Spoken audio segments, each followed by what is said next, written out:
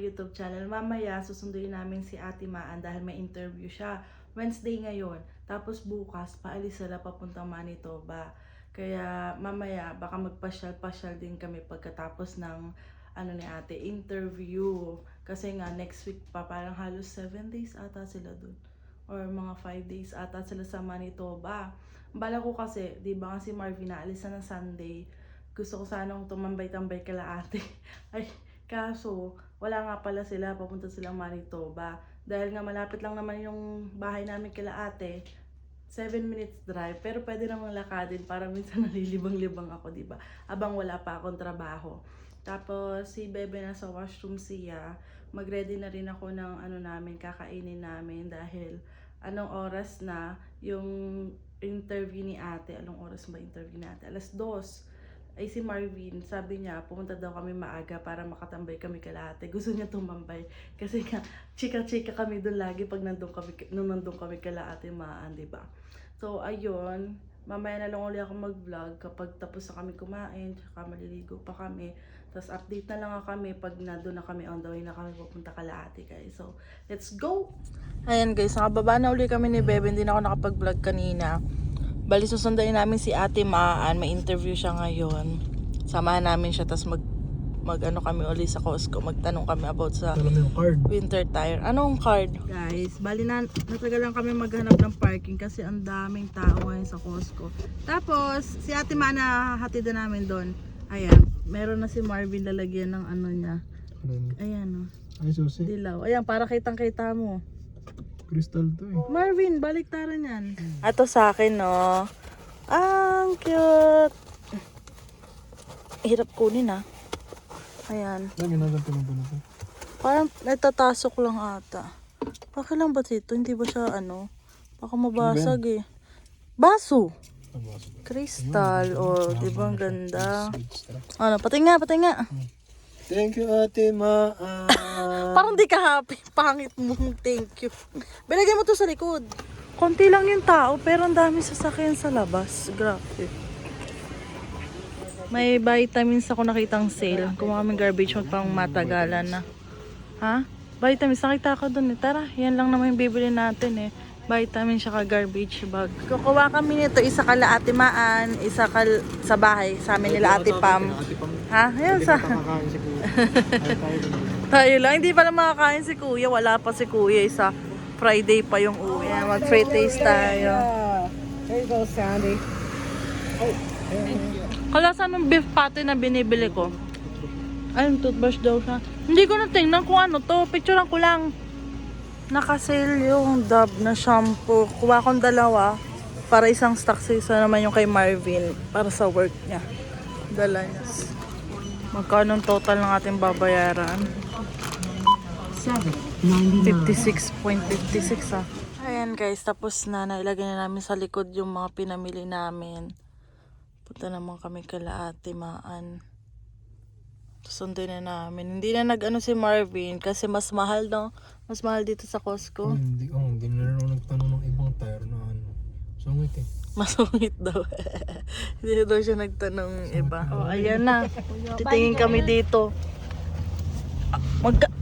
Magka-work na kami ni Ate Maan. Magkaiba lang duty. Ari-ari ko, sumabit ako. Sure na, may size ka na nga eh. Oo ate, may size na rin yung ano ko, uniform. Ganda ng table oh. Uy, 279. Ganda oh. Ay, ito ata yung pinuntahan nga nila Kuya Mark, di ba? Ito nga yun. Uy, ang ganda. Nasaan ka, ma? Pil na pil mo di yan. Be, may mga cabinet. Titingin ako ng ay, meron na pala tayo. Wala na palang kailangan bilhin. Okay na eh, malinis na yung kwarto eh. Ay, Teo, magkano yan? magkano lang namin nabili? 30. 30 nyo lang nabili, tapos 200 plus dito. Kantuhan to, di ba? Malaki kaya to? Kantuhan yan eh. Ito pala, oh, dami oh. Oo nga. Te, ano? Di mo kaya, no?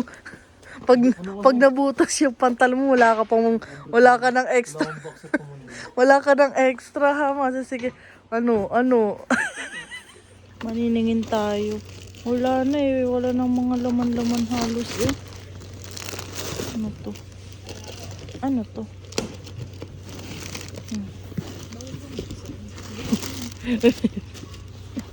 Balik tayo sa Friday. Oh, Kuya, hello. Nakita ko kay Kuya Mark eh. Ayan, meron ako. Ano te? Ano yan? Yung kulot-kulutan? Gumagana?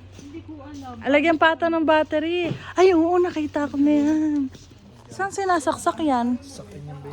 Sa car to car. Car to car? Kapag sobrang lamig. Ayan, dito naman kami. Kuya Toto, alam ko nagme-message ka na dyan. Nahanap na si Ate Maan. Mapapanood pa to ni Kuya Toto after 1 week. Sobrang, ang dami. Nakapag-explain na bago pa ma-upload tong video na to. Magkadikit lang yan, te, or parang ayaw nga, no? Laki, oh.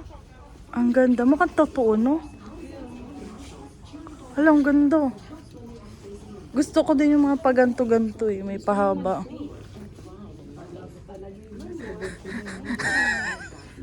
Te, ano yan? Ilang oras mo yan? Hello, what's up guys? Ano yan, be? Negative ano? 30. 37 yun eh. 38. 37. Ang laki. Dodoblehan ko na lang Hindi, to. pwede na yan sa ibe. Parang ang laki-laki. Hindi ah? Hindi ako. Pwede na to, be? Oo. Sakto lang yan, be. Kasi, di ba malamig din naman sa legs? Sa bagay. Malamig din sa... Di ba, te? Sakto lang, di ba? Kasi maglalagyan ko pa. Okay na Sakto to? lang yan. Bibili Basta ka? $5 lang yan. Magkano ba yan, be? Walang presyo eh. Anong price? Not price or price, no? Ha? 200. 200? 200 nga? Seryoso? Ayaw nga 200 nga. Oo, seryoso, totoo. Tuwan-tuwa. Pero mainit na ba? Mainit? Mainit siya sa loob. Ah, mainit? 200 pala, no? Nagulat ako. Pero mainit siya, be. Oh, mainit. Mainit talaga. Oh, mainit siya sa ano. Abay, 200? hindi na, be. 200 yan eh. Ano, balik mo na. Sorry. It's okay. Ang ganda. Kailang yan. Gulat ako eh, 200. Ang ganda sa ano yun. Sakong-sakong hanggang legs kasi yan, be. Oh. Ayun, no? Ayun, no? Kaya nga, Diba? be. Paano kaya? Aba, huwag mong bilhin. Kalimutan mo na, 200 yan eh. Baka kay Mark, pa-sponsor naman. Favorite mo ako eh. Kanina nga di ba may tinikman tayong pre-taste? Ikaw lang, hindi ako kumain. Ay, hindi ka pala na ano yung parang beef sausage ba yun, Evan? Ayun, meron din. Sarap. Si Eddie nung una. Bulalo. Sarap. Yan. Bango. Kung gusto nila ng maanghang, lagyan mo ng ano. Ayan guys, kakaalis lang namin kala Ate Maan. Tapos may pupuntahan kami. Kukunin namin yung, anong tabak? Panlak dito? Yung panlak dito sa Manibela para lang sure. Ano to, marketplace, $15. Sa Canadian Tire kasi, magkano yun? $50 no, bebe? Ayun, para makamura kami. Okay pa, bago pa naman siya. Hindi lang daw nagagamit kay bebenta. Sabi ba? Ayan na guys, si Bebe pumasok doon sa loob. Kunin yung ano. Maganda ng mga bahay dito, kung pansinin nyo. Ang lalaki, ang ganda na may world dito. Ang laki ng bahay, grabe. Ganda. Na-amaze din si Marvin, sabi niya, Pero kaganda ng mga bahay nila dito, no? Oo nga. First time lang namin makapunta dito sa part na to. Ano? Paano yan? Mura na lang, be. Eh, hindi mo na-try kanina? Try ko. Ayun. Okay. Tapos ano lang siya dyan.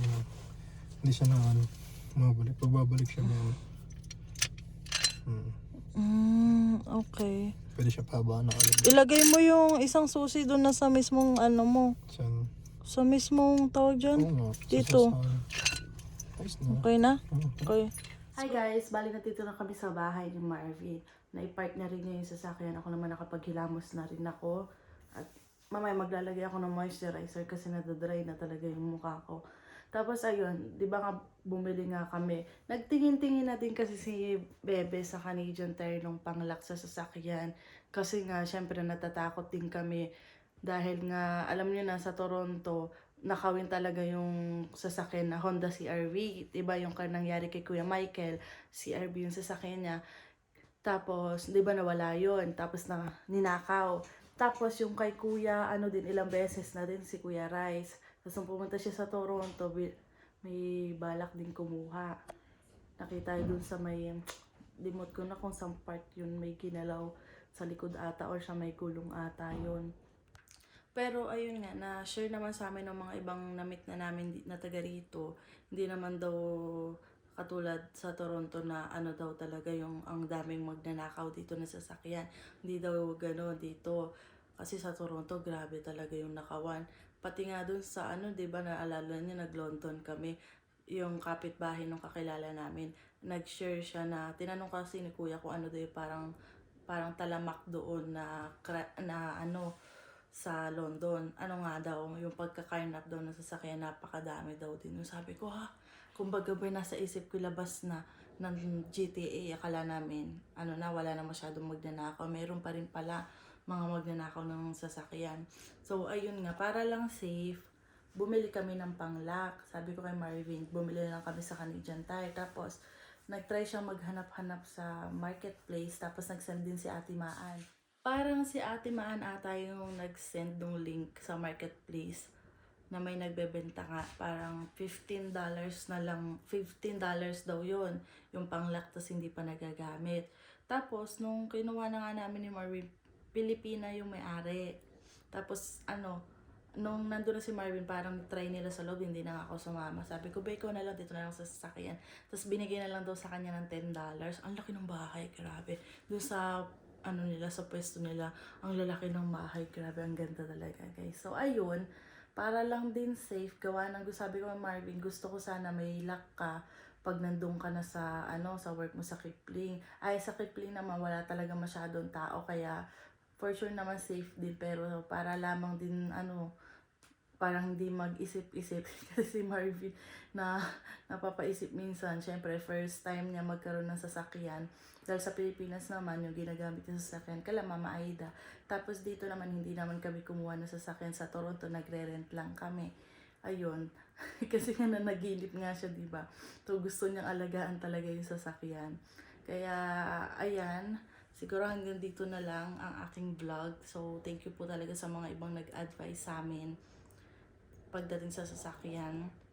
Yung mga kakilala pa lang namin, kasi yung mga kakilala pa lang namin ang nasabihan namin about dito sa pagkuha namin sa sasakyan. Dahil hindi ko nga ma-upload agad itong vlog.